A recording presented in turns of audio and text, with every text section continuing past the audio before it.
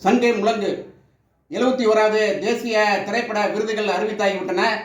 நமது இசையமைப்பாளர் ஜி.வி. பிரகாஷ் அவர்களுக்கு தேசிய அளவில் சிறந்த இசையமைப்பாளருக்கான விருதுகள் கிடைத்திருக்கிறது. அவருக்கு பாராட்டுகளை தெரிவித்துக் கொள்வதில் நாம் மிகுந்த பெருமைப்படுகிறோம். ஜி.வி. பிரகாஷ் அவர்கள் 1987 வருடம் ஜூன் மாதம் 13ஆம் தேதி அன்று சென்னையில் பிறக்கிறார். ஜி.வி. பிரகாஷுடைய அம்மா ஏ.ஆர். ரஹ்மான் அவர்களுடைய சகோதரி. அதனால் ரத்தத்திலே அவருக்கு இசை ஊறியிருக்கிறது. அவரை 2005 டார்லிங் படத்தின் மூலமாக இசையமைப்பாளராக அறிமுகம் செய்கிறார் நடிகர் தனுஷ் அவர்கள். அதற்கு பிறகு அவருக்கு ஏறுமுகம்தான். வெயில், பொல்லாதவன், காலை, குசேலன், 1001 போன்ற படங்கள் இவரை ஏர்முகத்துக்கு தூக்கி சென்றன. இவர் மெலோடி பாட்டு போறதுல கிங்கு. பாத்தி படத்திற்காக இந்த தேசிய விருது இவருக்கு கிடைத்திருக்கிறது. பாத்தி படத்தில் இடம்பெற்ற அடியாத்திங்கிற பாட்டு இதுவரைக்கும் 220 மில்லியன்களை கடந்து சென்று கொண்டே இருக்கிறது. பார்வையாளர்களை கடந்து 220 மில்லியன்ஸ் வியூஸ் போயிட்டே இருக்குது யூடியூப்ல.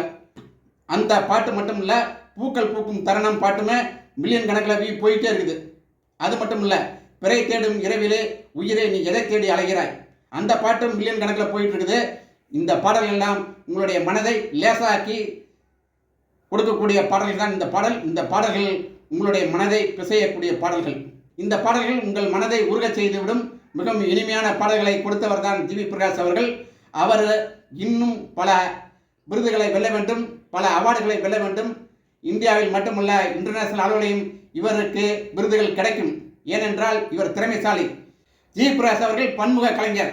இவர் இசையமைப்பாளர் மட்டுமல்ல, பாடகரும் கூட, பாடல் ஆசிரியரும் கூட, நடிகரும் கூட.